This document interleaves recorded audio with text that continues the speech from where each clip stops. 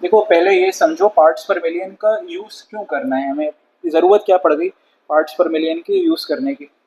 हमने अभी तक जो पढ़ा है वो ये पढ़ा है, weight by weight percent, volume by volume percent and weight by volume percent. हमने ये तीन चीज़ें पढ़ी हैं। ये क्या बताती हैं? परसेंट क्या बताता है?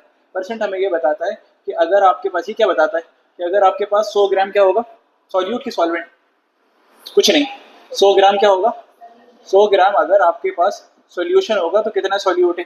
ये क्या बताता है कि 100 ml अगर सॉल्यूशन है तो कितना सॉल्यूट होगा। और ये क्या बताता है कि 100 ml अगर सॉल्यूशन है तो उसमें सॉल्यूट का वेट कितना होगा। तो जनरली हमारे पास सॉल्यूट की क्वांटिटी ठीक ठाक होती है, लेकिन कभी कभी सॉल्यूट की क्वांटिटी बहुत ज़रा सी ट्रेस अमाउंट में होती है।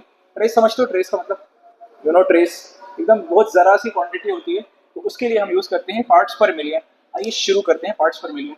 तो फर्स्ट पॉइंट ये लिखिएगा जो बुक में लिखी है आपके, बुक खरीद लो यार, एनसीईआरटी खरीदो और साइड बाई साइड रीड भी करो अब थोड़ा सा। पार्ट्स पर million, ppm is used when the solute is present in trace, bracket में लिखना, वेरी स्मॉल अमाउंट। तो काम की बात जो पहली आ रही है, जो समझ में आ रही है कि if solute is very very less, अगर सॉल्यूट की क्वांटिटी सॉल्वेंट के मुकाबले बहुत बहुत कम है तब हम यूज करना है, अदरवाइज यूज नहीं करते हैं इसको। दूसरा फॉर्मूला क्या होगा, आपको मास परसेंट का फॉर्मूला पता है? तो जो फॉर्मूला मास परसेंट का होता है वही फॉर्मूला किसका होता है? पीपीएम का होता है। तो बोलो पीपीएम का फॉर्मूला क्या होगा, ऊपर क्या आएगा बोलो, ऊपर क्या आएगा? मास ऑफ, यहाँ पे सॉल्यूट लिख लेते हैं क्योंकि हम जनरली सॉल्यूट को ही देखते हैं। नीचे क्या आना चाहिए? मास ऑफ सॉल्यूशन, ठीक है, इंटू 100 नहीं होना चाहिए क्योंकि यहाँ लिखा है मिलियन।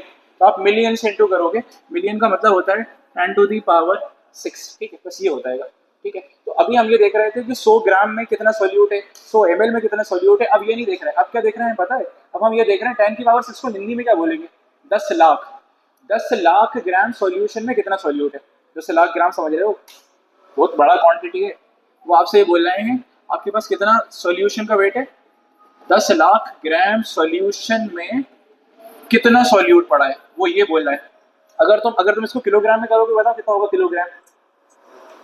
किलोग्राम होगा 1000 ग्राम, यानी 1000 किलोग्राम। 1000 किलोग्राम बहुत होता है। 1000 किलोग्राम में कितना सॉल्यूट पड़ा है। अब बुक में एक एग्जाम्पल लिखा है, इसकी इंपॉर्टेंस को समझाने के लिए उन्होंने एग्जाम्पल दिया है कि you have 5.8 ppm 5.8 ppm O2 dissolved in sea water. इसका हिंदी में मतलब बताओ ऊपर वाले कॉन्सेप्ट को यूज करके। आपकी एनसीईआरटी कहती है कि सी वाटर के अंदर 5.8 ppm ऑक्सीजन डिजॉल्व होती है सी वाटर में। क्या मतलब इस लाइन का? ऊपर से सोचो, बताओ। 5.8 ppm, देखो पीपीएम को चेंज करो ग्राम में, पीपीएम को चेंज करो ग्राम में, यानी वो आपसे बोल रहे हैं कि 5.8 ग्राम आपके पास क्या होगी? ऑक्सीजन। 5.8 ग्राम ऑक्सीजन होगी अगर अगर पूरा जो सॉल्यूशन है, यानी वो जो पूरा समुद्र का जो पानी है उसका वेट कितना होगा? कितना होगा? 100 ग्राम ना, 10⁻⁶ ग्राम होगा। तुम बात समझो क्या कह रहे हैं। वो आपसे बोल रहे हैं समुद्र का पानी निकालो, तो समुद्र का पानी कितना निकालना? पूरे का वेट कितना हो जाए? 10 लाख किलोग्राम। उसमें जब तुम ऑक्सीजन झाँक के देखोगे तो इतना आ रहा है 5.8, ना के बराबर ही है। तुम ऐसे समझो तुम्हारे पास 10 लाख रुपए हैं, तो 10 लाख रुपए में से 6 रुपए चले गए, क्या होगा बता? कोई फर्क पड़ेगा? इतनी इतनी क्या? अरे यही तो हम समझा रहे थे भाई। 5.8 ppm का मतलब क्या है? जैसे सची, जैसे जैसे मान लो दो जगह से फॉर एग्जांपल ऐसा लिखा है 5.8% वेट बाय वेट, और एक बार लिखा है 5.8 ppm। ऊपर वाले का पहले मतलब बताओ क्या? परसेंट में हम किसके रिस्पेक्ट में देखते हैं? 100 के रिस्पेक्ट में। ppm में हम किसके रिस्पेक्ट में देखते हैं? 10⁻⁶ के रिस्पेक्ट में। बस यही है ना। तो यहाँ पे आप क्या बोलते थे? आप ये बोलते थे कि सर आपके पास 5.8 ग्राम क्या होगा?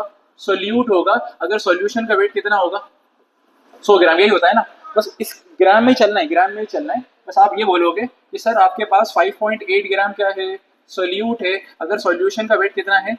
10⁻⁶ ग्राम। बस ये चेंज हुआ है, ये चेंज हुआ है, और कुछ चेंज नहीं हुआ है। तो अगर 100 ग्राम सोल्यूशन में देखना है तो परसेंट वाला देखो, अगर 10⁻⁶ ग्राम में देखना है तो फिर क्या देखो?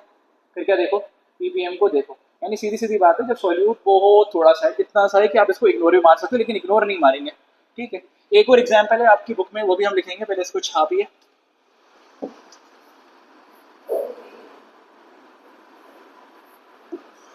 हो गया, एक एग्जाम्पल और है, ये वाली बात समझ में आ गई ना, पीपीएम समझ लेना अच्छे से। जी साहब, एक और एग्जाम्पल है जो इंट्रोडक्शन में है, उन्होंने ये लिखा है कि 1 ppm of fluoride ion, fluoride ion समझते हो, फ्लोराइड आयन का मतलब होता है F minus. 1 ppm of fluoride ion in water prevents prevents tooth decay. अगर तुम एनसीईआरटी पढ़ते हो तो तुम्हें दिखता है इंट्रोडक्शन में। हिंदी में क्या बोल रहे हैं, तुम्हें समझ में आ रहा है? वो आपसे बोल रहे हैं कि अगर पानी में 1 ppm फ्लोराइड आयन होगा तो उससे आपके दांत सड़ने से बच सकते हैं। कितना पीपीएम है, जरा ध्यान सुन लो, 1 ppm। इसको हिंदी में चेंज करो, क्या मतलब हुआ? 1 ग्राम अगर फ्लोराइड आयन होगा 10 लाख ग्राम पानी में, तो उससे आपके दांत सड़ने से बच सकते हैं। लेकिन अब ध्यान से देखो कितना क्या चेंज हुआ। इसके बाद ये बोल रहे हैं कि अगर ये क्वांटिटी सिर्फ 0.5 बढ़ी, देखो इतू सी बढ़ी, इतू सी, और अगर 1.5 ppm फ्लोराइड आयन होंगे, this will cause tooth decay, this will cause tooth decay. क्या हुआ, क्या है? देखो तो तुम, देखो तो कितना इंपॉर्टेंस है, इतू सा बड़ा है, 0.5 बड़ा है।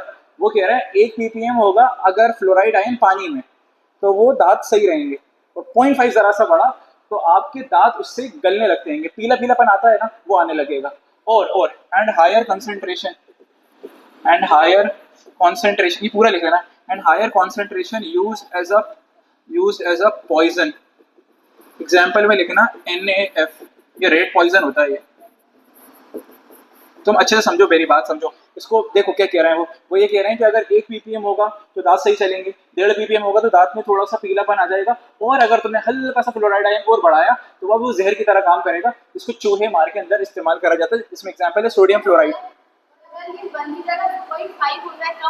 कोई मसला नहीं है, कम हो जाए तो कोई दिक्कत नहीं है, ज्यादा होने में दिक्कत हो रही है। कम हो जाए तो क्या है, बाहर से अपन वो फ्लोराइड आयन अपन को वैसे भी अपन पानी से लेते ही नहीं है, अपन टूथपेस्ट से लेते हैं। टूथपेस्ट में जाके देखना तो उसमें लेता है फ्लोराइड, और उसमें कॉन्सेंट्रेशन ज्यादा होती है। ये प्योर पानी का लिखा है, ये प्योर पानी का लिखा है। तुम जाके आज टूथपेस्ट देखना, टूथपेस्ट में पीछे की तरफ लिखा रहता है फ्लोराइड आयन की कॉन्सेंट्रेशन, वो पीपीएम में लिखी रहती है। ठीक है, हम बस ये समझाना चाह रहे थे फ्लोराइड आयन मतलब पीपीएम को पढ़ते कैसे। पढ़ लिया आपने? ओए ओए हट। तो इतना याद करो पीपीएम, इसमें इससे ऊपर इससे नीचे कुछ नहीं आएगा। अच्छा एक बात बताओ, अगर पार्ट्स पर बिलियन आएगा तो 6 की जगह क्या आ जाता है? 9 बिलियन होता है, 10 की पावर 9। इन केस अगर आ जाए तो 10 की पावर 9 होता है। ठीक है ना, मिलियन मतलब 3 का मल्टीपल चलता है। मिलियन होता है 6, बिलियन होता है 9, ट्रिलियन कितना होगा? 9 के बाद क्या आएगा? 12, फिर क्वाड्रिलियन 15 एंड सो ऑन। ऐसे क्या क्या ज्यादा पैसा आने लगेंगे तो ऐसा होगा ना, पहले आप मिलियन में आएंगे फिर बिलियन में आएंगे। नहीं नहीं, हमारे पास नहीं आ रहे, हमारे पैसा हमारे पास चले आते हैं। नहीं नहीं, ईदी आजकल ईदी की नहीं चाहिए, इस बार मैंने कहा भाई तो अमीर हो गया था मैं ईद पे, तो इस टाइम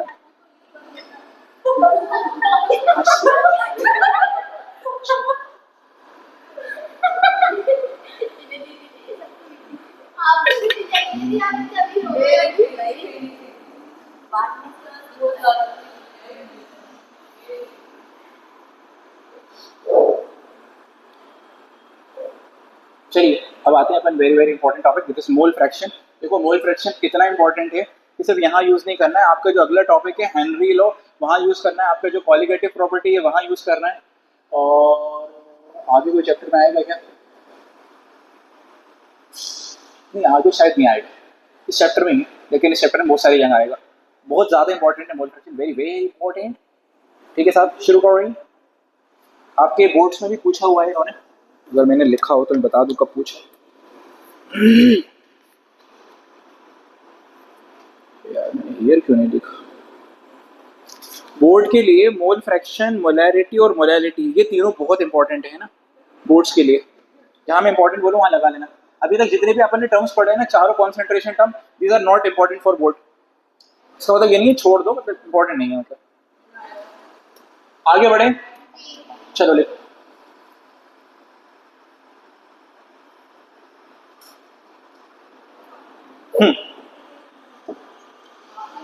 अरे यार अली ने इतनी धीरे मत लिखा।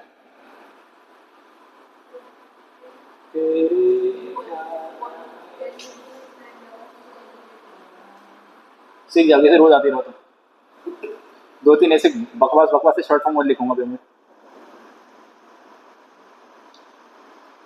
ये कूलर चल रहा है, यहाँ नहीं चलता कूलर। धोखा फरेब। कूलर नहीं झुंझुना हो गया, बजा के खुश कर देते। खेल लो हमारे साथ, पढ़ लो आप, लाइन पढ़ लो उसको, कोशिश करा करो यहीं कहीं याद हो जाए।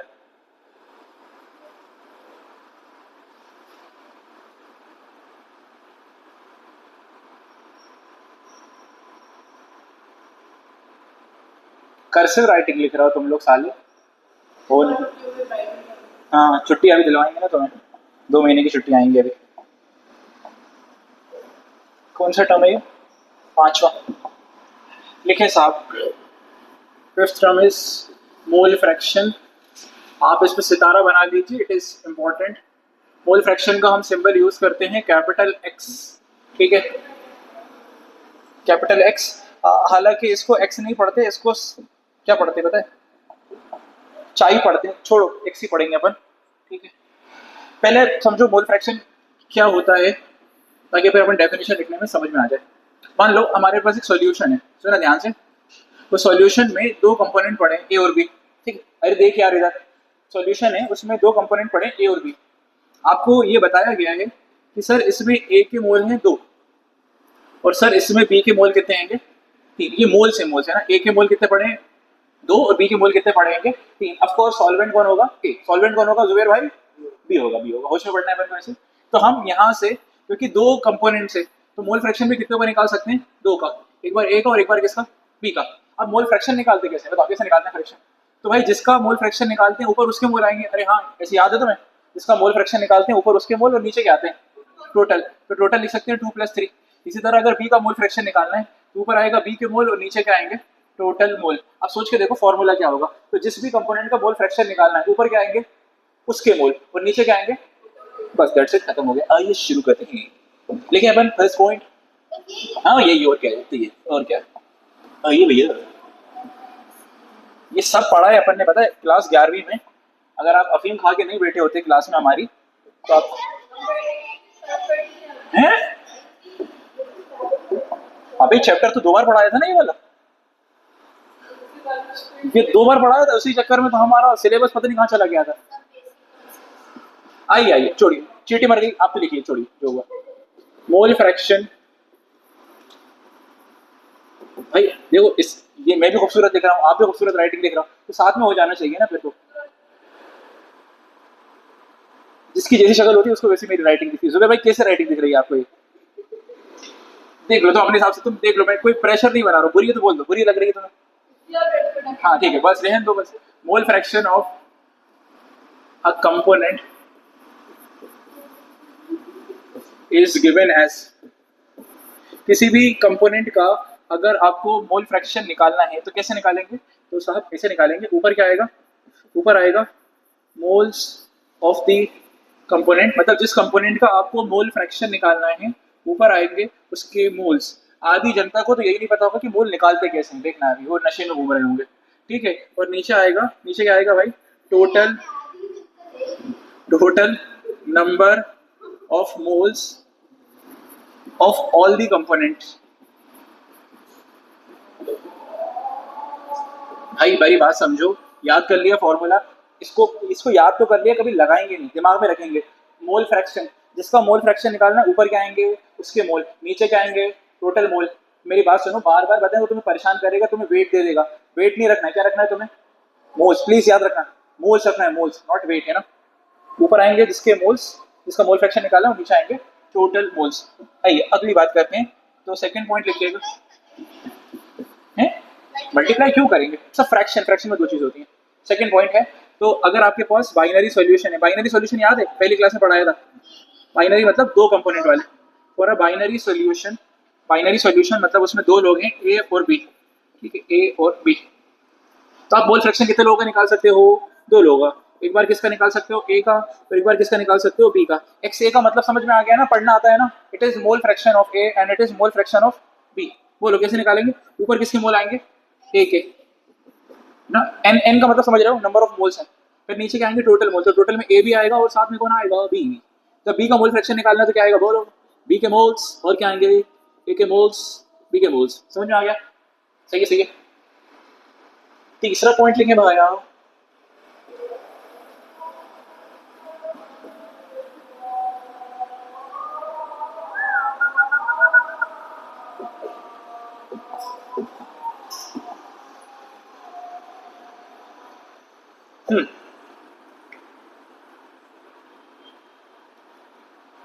पॉइंट नंबर 3, ये भी तुम्हें बताया गया होगा कि आपके पास जितने भी कंपोनेंट हैं उन सबका अगर मोल फ्रैक्शन लेंगे तो आंसर बनाएगा। अरे हाँ याद है क्या, क्योंकि फ्रैक्शन का सम कितना होता है, वन। तुम चेक करके देख लेना, इसको सॉल्व कर लेना, वन ही आंसर आएगा।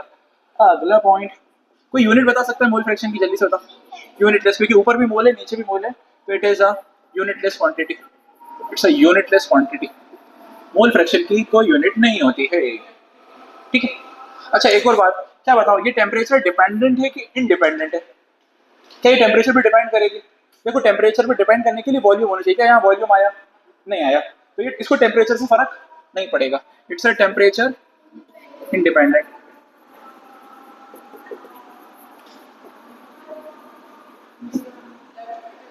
हाँ अच्छा, हाँ हाँ मुझे पता है। और क्या है, और कुछ बताएं इसके बारे में।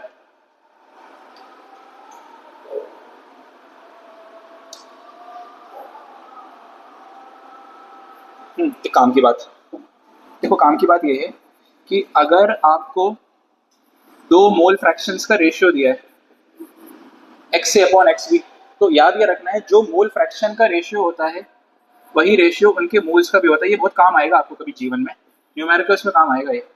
देखो बात समझो इसको क्या कह रहे हैं वो, अगर जो रेशियो दो कंपोनेंट के मोल फ्रैक्शन का होगा वही रेशियो उनके मोल्स का भी होगा। मैं क्वेश्चन से और क्लियर कर लूंगा।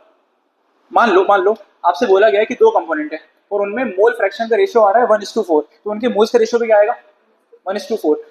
समझ गए, दो कंपोनेंट उनका जो रेशियो मोल फ्रैक्शन का होगा वही रेशियो किसका होगा, मोल्स का होगा। पता है फायदा क्या होगा, मैं आपको समझाऊं, इधर देखो मेरी बात सुनो।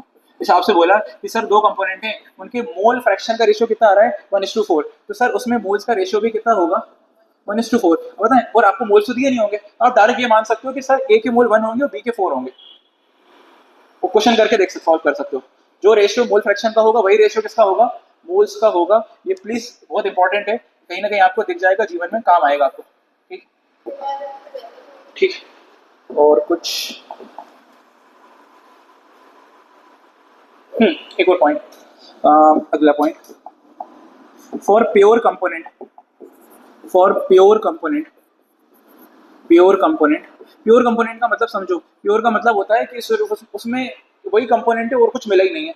तो सोच के देखो, अगर पानी है, पानी में नमक मिलाया ही नहीं है, तो सिर्फ पानी पानी है, अरे हाँ, और कुछ मिलाया ही नहीं है। तो अगर कोई चीज प्योर होगी तो उसका मोल फ्रैक्शन कितना आना चाहिए बता, एग्जैक्टली बनाएगा ना, क्योंकि मोल फ्रैक्शन की मैक्सिमम वैल्यू कितनी हो सकती है, अरे फ्रैक्शन की मैक्सिमम वैल्यू क्या हो सकती है, 1। अगर सिर्फ पानी पानी और कुछ है ही नहीं, तो अगर कोई कंपोनेंट प्योर है, उसमें कोई मिलावट नहीं है, तो उसका मोल फ्रैक्शन कितना होता है, 1 होता है। पर अगर किसी का मोल फ्रैक्शन 0 आ रहा है, इसका मतलब है वो चीज उसके अंदर प्रेजेंट ही नहीं है। मैं एग्जांपल समझाता हूँ, मैंने मान लो तुम्हारे पास सिर्फ पानी है, तो पानी का मोल फ्रैक्शन कितना आया, 1। अब आपसे बोले कि पानी में नमक का मोल फ्रैक्शन बताओ, प्योर पानी में 0, अरे है ही नहीं नमक, तो जो चीज नहीं है उसका मोल फ्रैक्शन 0, और जो चीज है वो सिर्फ वही है, तो उसका मोल फ्रैक्शन कितना आएगा, 1 आएगा।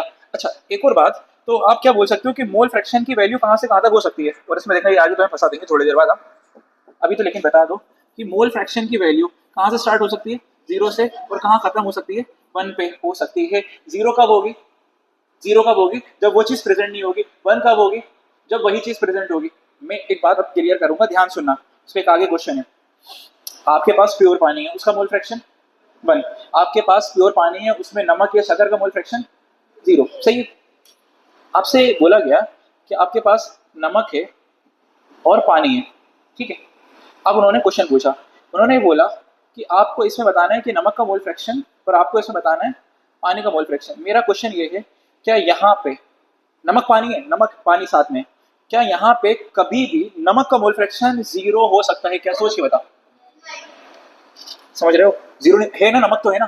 तो अगर कोई सॉल्यूशन बना, अगर कोई सॉल्यूशन बना तो कभी भी किसी भी कंपोनेंट का मोल फ्रैक्शन जीरो नहीं होगा। ये दिमाग में चला गया क्या बोलना है?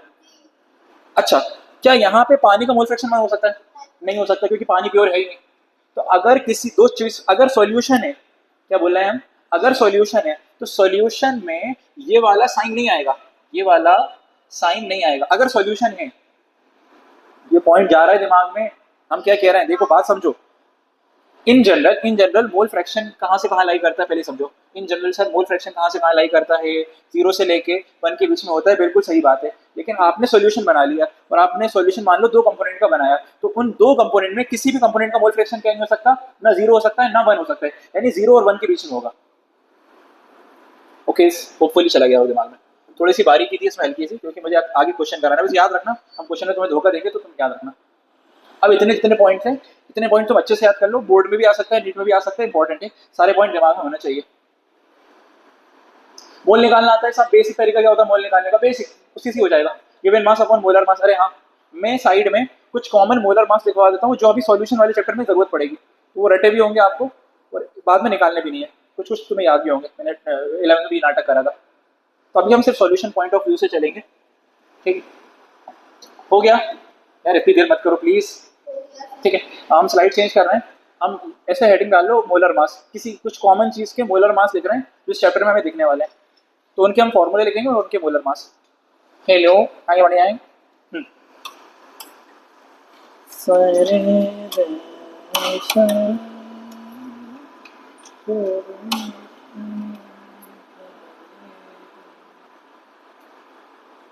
तो सफा क्यों नहीं आ रही? एक की तो अब्बा नहीं आ रहा है, हैं? प्रोफेसर भी तो नहीं आया आज?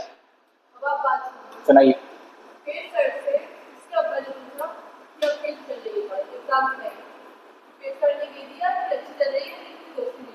सही बात है, ये तो हमसे ही बोलते, हम भी बोलते, इतनी ही बोला उन्होंने बस। अरे यार, इसमें तो कुछ मजा ही नहीं आया है। तो क्या हमारी अब्बा, क्या यार, ये क्या बात हो रही? जैसे अब्बा रोल कौन चेंज करते कि आज मैं अम्मा बनूंगा, ऐसा कौन होता है यार?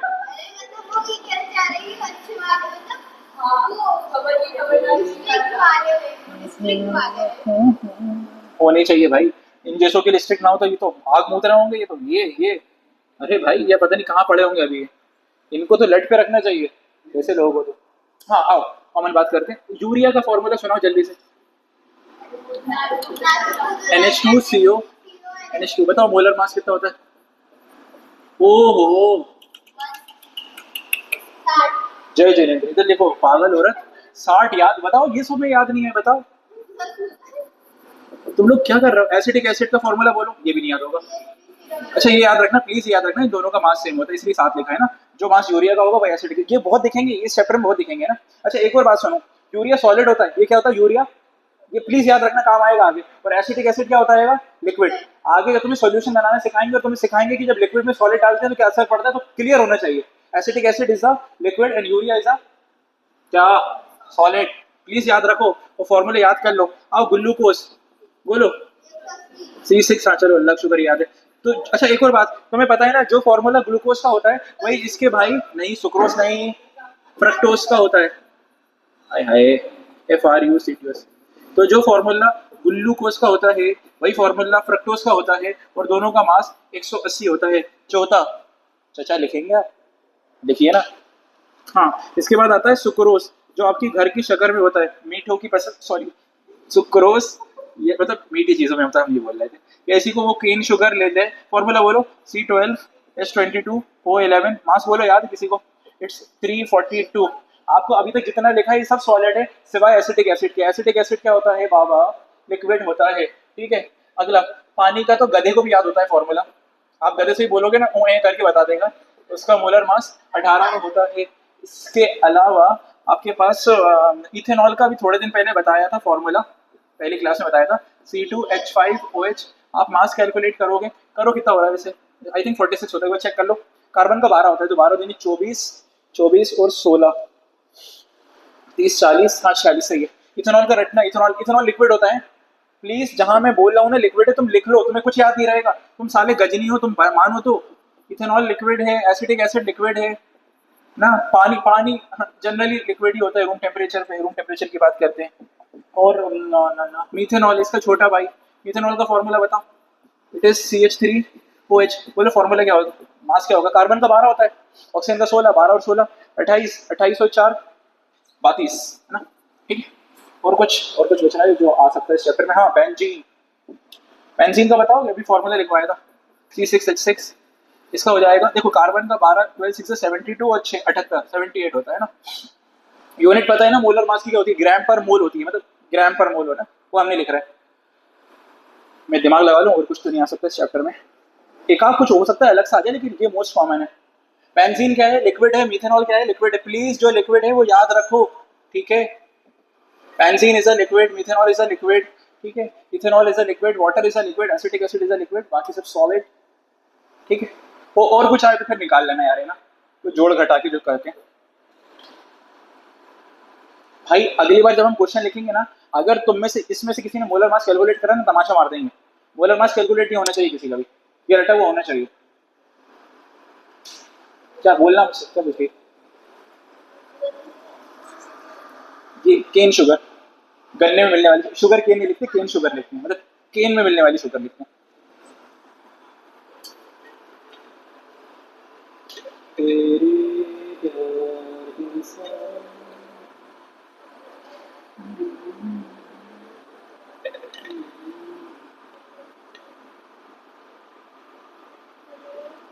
इंग्लिश में हो गया, चैप्टर खत्म हो गया, एक आध तो हो ही गया होगा।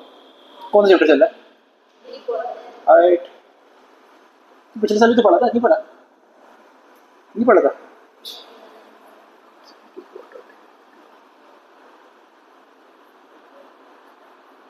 विलियम डगलस, मैं यही सोच रहा था, मेरे को याद आ रहा है कि नहीं आ रहा है।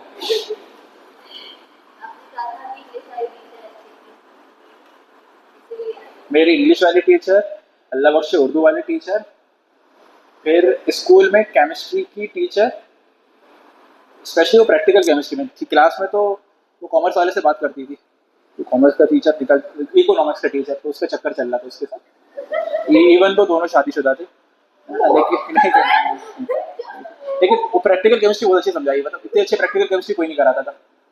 और कोचिंग में हमारे मैथ्स के टीचर, दो तीन और अच्छे मिले, कॉलेज में अच्छे मिले, कॉलेज में ड्राइंग के टीचर, कॉलेज में मैथ्स के टीचर। मैथ्स का टीचर मिलना बहुत अच्छा जरूरी होता है, जो दिमाग आपका खोलता है ना, वो मैथ्स के टीचर से अच्छा कोई नहीं खोल पाता दिमाग, तो सोचने वाली जो एबिलिटी होती है ना। केमिस्ट्री में तो हमें कोई अच्छा मिला ही नहीं कोचिंग में, हम केमिस्ट्री में पता है कैसे गए थे, हमने 11 पढ़ी नहीं थी, ठीक है, क्योंकि हमें रहना था PCB, हमें जबरदस्ती दिला दिया गया था PCM, तो हमने कहा हम नहीं पढ़ रहा है, तो हमने पूरे साल पढ़ा ही नहीं था, हम कोचिंग भी नहीं गए। फिर हम 12th में गए, और 12th में गए डायरेक्ट JEE की क्लास चल रही, और ऑर्गेनिक एकदम बीच में चल रही, मतलब, और वो एडवांस से क्वेश्चन करा रहा है, और वो रेजोनेंस बना के दिखा रहा है, हम ये देख रहे हैं कि क्या चल रहा है, और बच्चा आंसर दे रहा है, हमें 1 रुपए का कुछ समझ में नहीं आ रहा। मतलब तुम्हारे क्लास में सबसे जो गधा बच्चा उसको इमेजिन करो, और फिर हमें इमेजिन करो, दोनों सेम लेवल पे थे, और वो तुम्हें टीचर केमिस्ट्री पढ़ा रहा है, सोचो तुम्हारा फ्यूचर कितना खतरे में। नहीं यार, वो हमारे कॉन्सेप्ट उस टाइम के बाद में क्लियर हो गए थे। आगे बढ़े, क्या 12th में क्या नहीं थे, क्लियर ही नहीं थे, बाद में हुए, बहुत बाद में क्लियर, देर, CBSE वाले बच्चे थोड़ा समझदार होते हैं।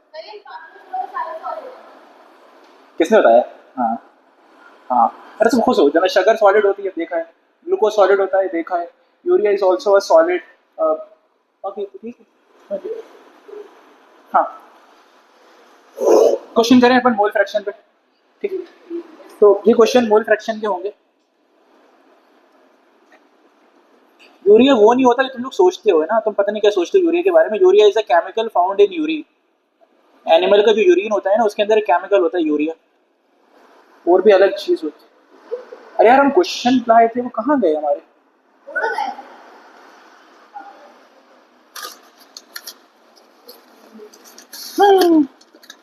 निकल जाए भाई।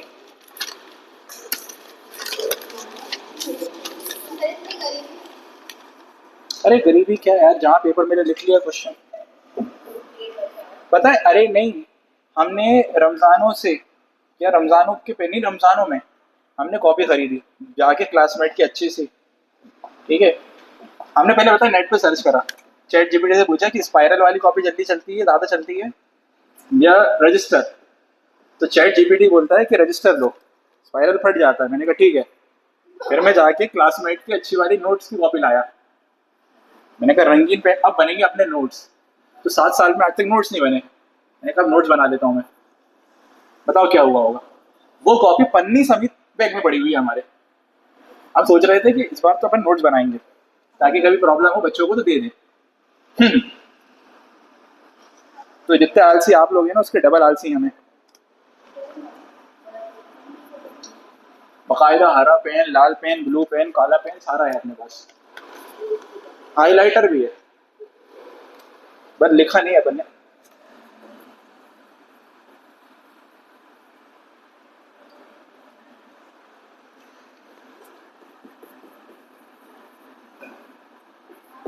चलो भाई सीरियसली अब जरा क्वेश्चन करते हैं।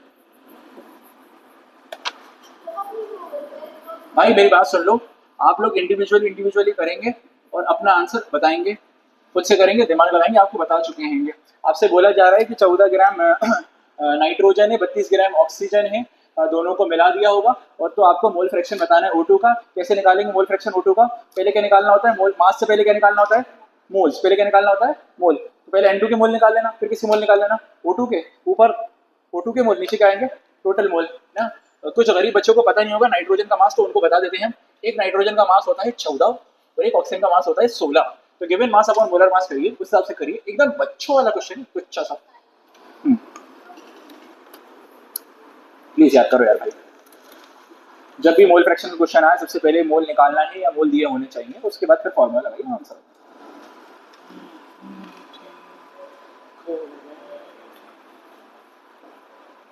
हाफ आंसर आ चुका है भैया। 1/3 को हाफ नहीं बोलते, 1/2 को हाफ बोलते हैं। हाफ नहीं है। आंसर क्या है? नहीं है हमारे पास, आंसर ही नहीं है। 1/2 आ रहा है। तो ये करें पर क्वेश्चन।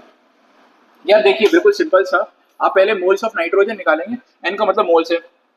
तो साहब गिवन मास है 14 और N2 का मोलर मास, N का 14 होता है तो N2 का कितना हो जाएगा? 28। इसको काटेंगे तो 1/2। इसमें कोई दुख दर्द तो नहीं हुआ ना आपको, है ना?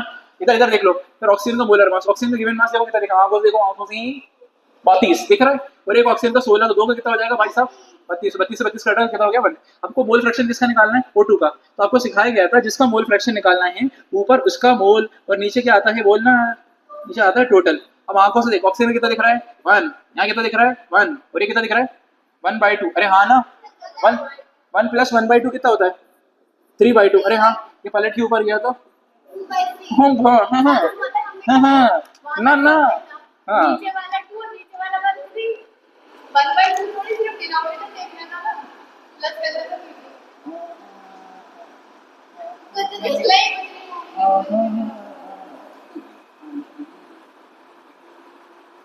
बाहर बाहर तुमसे कोई पूछे ना केमिस्ट्री कौन पढ़ाता है, सुनो, तो उससे कहना कि हमारे नहीं नहीं ये नहीं बोलना, ये नहीं बोलना। कहना साहब हमारे यहाँ जो आदमी फिजिक्स पढ़ाता है वही केमिस्ट्री पढ़ाता है हमें। तो तुम सोचो कैसे पढ़ाता होगा। ये ना मेन टीचर ऑफ फिजिक्स का है, ठीक है। हमारा नाम मत बोलना कि वो आशीष सर पढ़ाते हैं केमिस्ट्री, वो आशीष सर। पूरा नाम बताना उनका, आशीष है।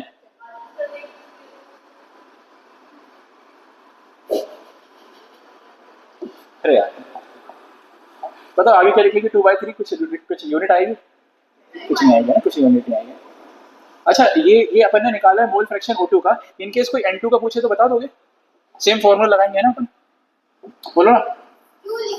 नहीं अगर बताओ N2 का कैसे निकालेंगे? N2 का अरे वो 1 माइनस करके निकाल देंगे ना भाई। टोटल मोल 1 होते हैं मोल फ्रैक्शन, तो 1 - 2 पर नहीं, रेसिप्रोकल नहीं, 1 माइनस करते हैं, ठीक है। तो अगर कोई दूसरे कंपोनेंट का मोल फ्रैक्शन निकालना हो तो दोबारा फॉर्मूला नहीं लगाते। अगर किसी भी दूसरे कंपोनेंट का मोल फ्रैक्शन निकालना हो तो 1 माइनस करके निकालते हैं, ठीक है ना, ऐसा। तो फॉर्मूला दोबारा नहीं लगाएंगे। आगे बढ़ जाएं, चलिए। वो खुश हो रही है, यस 1/3 कहीं से तो आया है। हमें क्या मतलब है, ऑप्शन में भी होगा, टिक तो हम कर ही देंगे।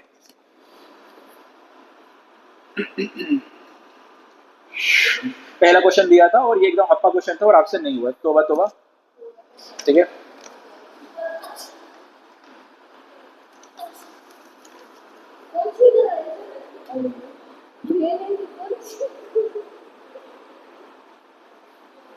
एक हम सीखते हैं कि हमारी पूरी बॉडी वाइब्रेट हो जाती है यूं करके। हाँ साला, अगर हमने नमाज में किसी के साइड में छींक दिया तो वो दिक्कत हो जाती है। हम बॉडी तो एकदम आउट ऑफ कंट्रोल होती है हमारी छींक के टाइम पे, और हम रोकते भी नहीं हैं। ये हो जाए ना, जब वो छींक रुकती है ना तो बड़ा अजीब सा लगता है फिर हमें। हाँ चलिए, आइए ये क्वेश्चन भी जल्दी से गलत करके दिखाइए। अब बाइनरी सॉल्यूशन, बाइनरी का मतलब समझ गए होंगे आप, दो लोग हैं। अब बाइनरी सॉल्यूशन जरिए के लिखना है, contains sugar and water in the molar ratio 1:3.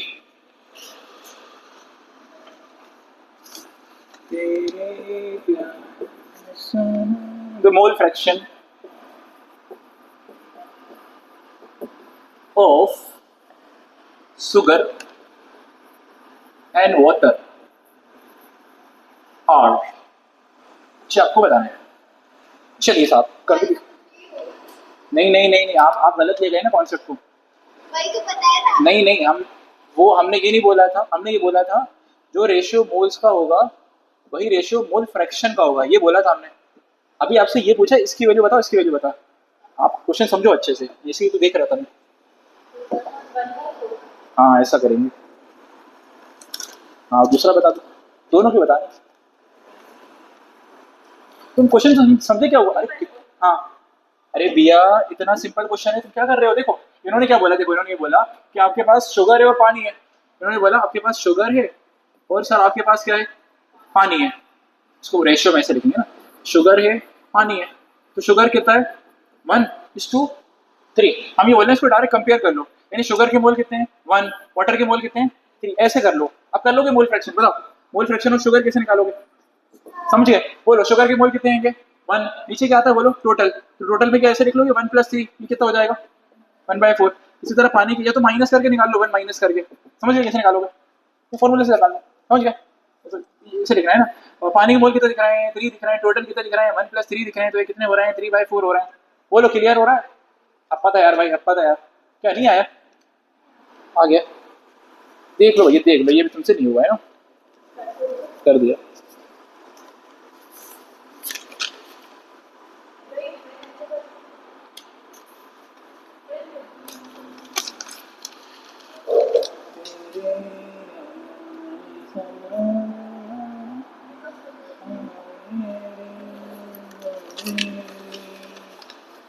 मैया बढ़ जाए मैया मैया।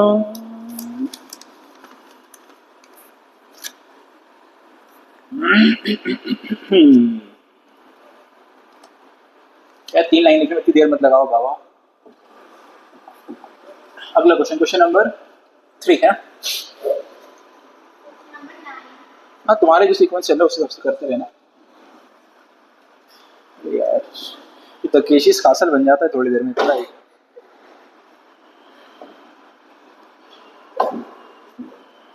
क्वेश्चन नंबर 3 आपसे बोला गया है, it's a fill in the blanks type का क्वेश्चन ना, आपको डायरेक्ट आंसर बताना। Mole fraction of carbon, mole fraction of carbon in graphite is, एक क्वेश्चन ये है। अगला, mole fraction of pure water, अरे एक वर्ड का है, कुछ नहीं छोड़ना, जितना हमने लिखा उतने में आ जाएगा, इतने में आएगा। क्वेश्चन नंबर 5, ये स्टेटमेंट वाले हैं, 2 स्टेटमेंट दिए हैं, आपको बताना है कौन सा सही है और कौन सा गलत है। स्टेटमेंट नंबर 1, स्टेटमेंट नंबर 2, ध्यान से करिएगा। मोल फ्रैक्शन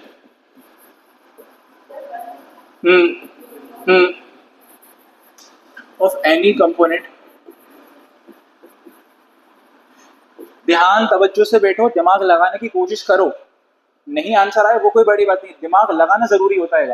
बात समझो मेरी, आंसर आने लगेंगे बहुत बाद में आते हैं। किसी को पहले दिन में समझ में नहीं आया, आप दिमाग लगाते रहो, बस ध्यान सुनते रहो। अब आप 11 साल गधे रहे हो, एक साल में कोई चमत्कार कौन हो जाएगा? हाँ सही है। मोल fraction of any component in a solution is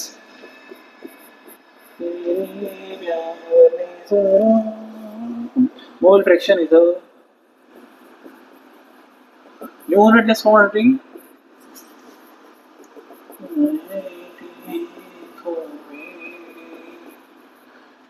and the options are both statement number 1 and statement number 2 are correct. Option number B इसकी स्थिति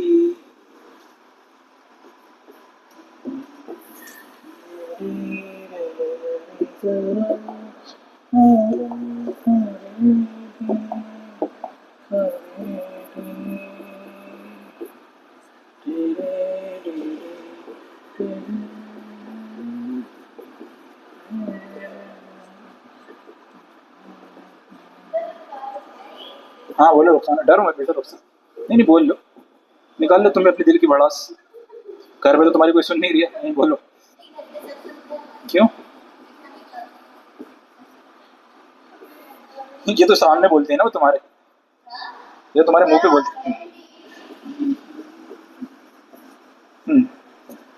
डी बोल रहे हैं हम लोग। हाँ चलिए देखो पहला क्वेश्चन सुनिए। ठीक है भाई, ग्रेफाइट में सिर्फ कार्बन ही कार्बन होता है, तो अगर कोई चीज़ प्योर है तो उसमें उसका मोल फ्रैक्शन 1 आएगा। अभी भी बताया था चिल्ला चिल्ला के अकेला पानी है, उसका मोल फ्रैक्शन भी कितना आएगा? 1 आएगा। अब ये वाली बात, पहला स्टेटमेंट सही दिख रहा है क्या आपको? नहीं, हमने आपको बताया था कि मोल, अगर सिर्फ इतना लिखा होता, मेरी बात सुनो, अगर सिर्फ इतना लिखा होता ना कि मोल फ्रैक्शन ऑफ एनी कंपोनेंट ये होता है, ये बात सही थी। लेकिन अगर उन्होंने लिख दिया सोल्यूशन, तो आपको बताया गया था कि सोल्यूशन में इक्वल टू नहीं आना चाहिए। सोल्यूशन में mole fraction lies between 0 and 1। Solution में अकेले में हो सकता है 0 भी हो सकता है, अकेले में 1 भी हो सकता है, लेकिन सोल्यूशन के अंदर ना 0 हो सकता है ना 1। तो यहाँ पे उन्होंने गलती कर दी इक्वल टू का साइन लगा के, इसीलिए तुम समझ रहे हो गलती यहाँ हुई है। तो पहला वाला क्या दिख रहा है आपको? गलत। दूसरा वाला देखो सही दिख रहा है क्या मोल फ्रैक्शन यूनिटलेस होती है? हाँ हाँ यूनिटलेस होती है। तो स्टेटमेंट नंबर 1 जो है साहब गलत है और दूसरा वाला सही है। ओके हो गया वो आपके बिल्कुल अच्छे वाला क्वेश्चन। अब आपको एनसीईआरटी के क्वेश्चन कराते हैं जो कि एग्जाम्पल में है, और इस साल के बोर्ड में डायरेक्ट क्वेश्चन यही आया था। एनसीईआरटी के क्वेश्चन इसलिए करा करो क्योंकि बोर्ड में डायरेक्ट उठ के आते हैं, वैल्यू भी चेंज नहीं करते, इतने आलसी हैं वो साले। बहुत सारे क्वेश्चन आए थे इस बार एनसीईआरटी बोर्ड के, लेकिन गधे धरती के बोझ बच्चे करते ही नहीं है ना एनसीईआरटी। मैं आपको बताऊं प्रॉब्लम कहाँ हुई है। प्रॉब्लम होती है 2 जगह। देखो बोर्ड से एक दिन पहले एमपी वाला करके चैनल आता है, उस पर आता है 1 शॉट शुरू होता है, वो 1 शॉट ही वो रिवीजन कराना शुरू करते हैं। तो वो रिवीजन शुरू कराते हैं रात के 12 बजे से 6 में बजे तक, अल्लाह यानी कुछ ऐसा, या कुछ फजर के बाद से।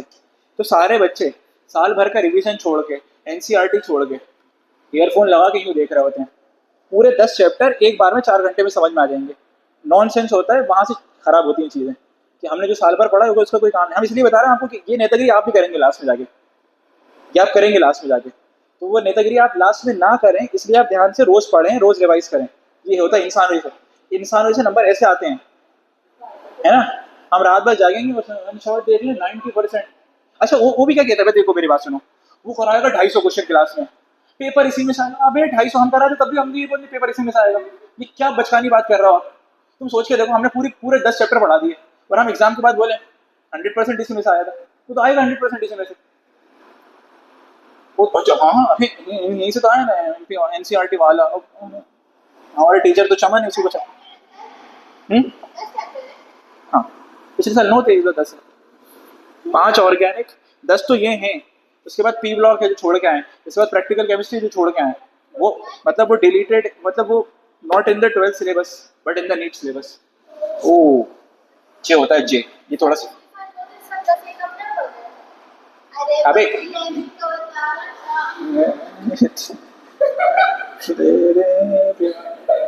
ये एनसीईआरटी का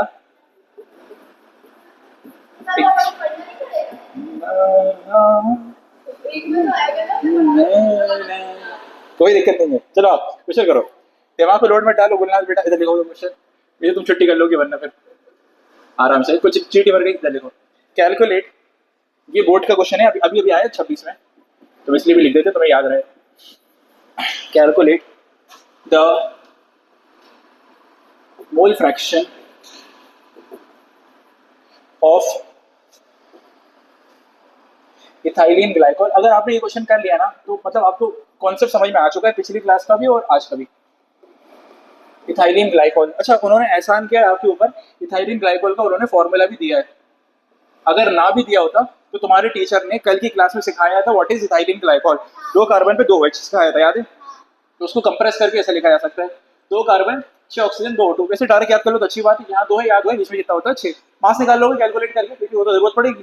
ठीक है, ethylene glycol in a solution, ethylene glycol is a liquid in a solution containing 20% of C2H6 produced by mass। हम कुछ भी नहीं बताएंगे, आप पहले खुद से करेंगे।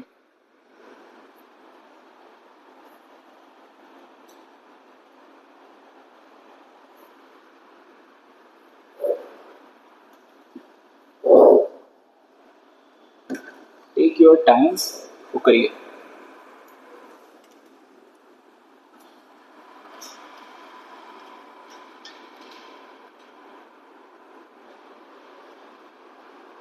मैंने अभी तक किसी क्वेश्चन पे नीट नहीं लिखा है, तो मैं बता रहा हूँ बोर्ड बोर्ड चल रहा है अभी है। आए नहीं, ऐसा नहीं नीट पढ़ा नहीं रहा, मतलब आए नहीं क्वेश्चन, तुम समझो मक्कारी करने लगे।